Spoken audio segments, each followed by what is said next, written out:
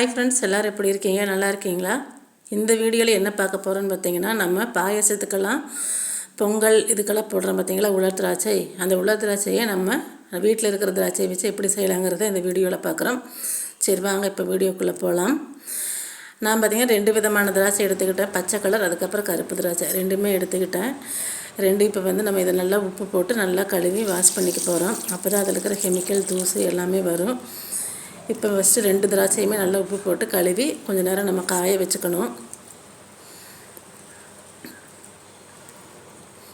ரொம்ப சுலபமாக நம்ம வீட்டில் இருக்கிற திராட்சைகள் வச்சு இந்த மாதிரி செய்யலாம். கடையில் பார்த்திங்கன்னா நிறைய உதிரி திராட்சை, அதுக்கப்புறம் திராட்சை சீசன்கள்லேயும் நிறையா கிடைக்கும் பார்த்திங்களா. 1 கிலோ 2 கிலோ ரொம்ப விலை குறைவாக விற்கும்போது வாங்கி இந்த மாதிரி செஞ்சுக்கலாம். இப்போ நான் 2 திராட்சையுமே பார்த்திங்கன்னா நல்லா கழுவி எடுத்துட்டேன். அதை வந்து இப்போ நம்ம இட்லி பாத்திரத்தில் வச்சு ஒரு 7லிருந்து 8 நிமிஷம் நல்லா வேக வைக்க போகிறோம்.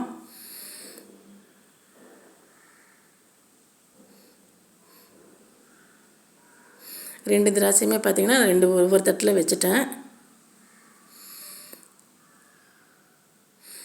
இப்போ அப்படி இட்லி பாத்திரத்துக்குள்ளே வச்சு வேக வச்சு எடுத்துக்கலாம்.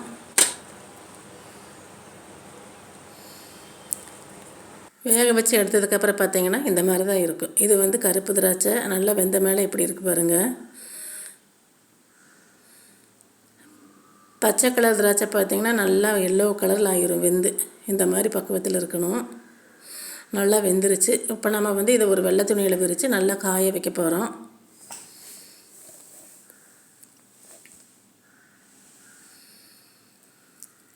காய வைக்கிறது பார்த்திங்கன்னா நம்ம 1 நாள்லேருந்து ஒரு 5 நாளுக்குள்ளேயெல்லாம் ஆகும். இப்போ நல்ல வெயில் காலம் அப்படிங்கிறதுனால எனக்கு பார்த்திங்கன்னா ஒரு 2 நாள்லேயே நல்லா காஞ்சிருச்சு. நல்லா ஒரு வெள்ளை துணி வச்சு இந்த மாதிரி தனித்தனியாக போடணும். அப்போ தான் வந்து ஒன்றுக்கு ஒன்று ஒட்டாமல் ஈரமெல்லாம் இழுக்கும். அவ்வளோதான். இப்போ 2 திராட்சையுமே பார்த்திங்கன்னா எல்லாம் தனித்தனியாக நல்லா காய வச்சுக்கிட்டேன்.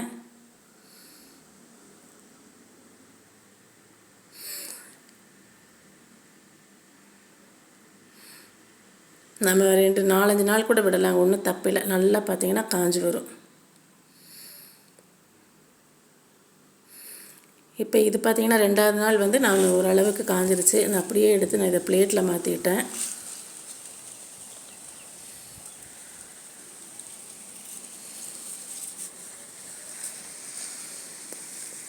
இதிலையே வச்சு இனி நம்ம இந்த ஒரு நாள் பூரா பிளேட்டில் விட்டுட்டேன் நான். இது பார்த்திங்கன்னா 3வது நாள் அப்படியே எடுத்து போடும்போது சத்தம் கேட்கும் பாருங்க.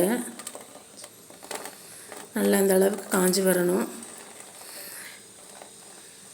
நல்லா காஞ்சிருச்சு பாருங்கள். உலர் திராட்சை நல்லா சூப்பராக காஞ்சிருச்சு. இது வந்து நம்ம இனி பொங்கல் பாயாசம், அதுக்கப்புறம் சுடுதண்ணியில் கலக்கி கான்ஸ்டிபேஷன் இருக்கிறவங்களும் சாப்பிட்லாம். குழந்தைகளுக்கும் பிறந்த குழந்தைகளுக்கும் பார்த்திங்கன்னா சுடுதண்ணிக்குள்ளே போட்டு அந்த தண்ணியை மட்டும் வடித்து கொடுப்பாங்க. அவ்வளோ நல்ல சத்துலாம் இதில் இருக்குது. ட்ரை கிரேப்ஸில் நல்லா எப்படி காஞ்சிருச்சு பாருங்கள். நம்ம நல்லா காஞ்சி எடுத்து போடும்போது அப்படி அந்த சத்தம் வரணும், டப்பு டப்புன்னு அந்த மாதிரி காஞ்சிருக்கணும். அவ்வளோதான். இதை வந்து நம்ம ஒரு பிளாஸ்டிக் அல்லது கண்ணாடி எது கண்டெய்னரில் வேணாலும் ஸ்டோர் பண்ணி வச்சுட்டு நம்ம 1 வருஷம் வரையிலுமே கெடாது. ஃப்ரிட்ஜ்லேயும் வச்சுக்கலாம், வெளியிலையும் வச்சுக்கலாம். ரொம்ப சூப்பராகவே நம்ம வீட்டில் இருக்கிற திராட்சையில் உலர் திராட்சை சூப்பராக ரெடி பண்ணியாச்சு. அவ்வளோதாங்க. நம்ம வந்து திராட்சை நிறையா வாங்கினா மீதி இருக்கிற திராட்சையில் இந்த மாதிரி சிம்பிளாக செய்யலாம். உலர் திராட்சை செய்முறை வீடியோ எப்படி இருக்குன்னு கமெண்ட்டில் சொல்லுங்கள். மறக்காமல் சப்ஸ்கிரைப் பண்ணுங்கள்.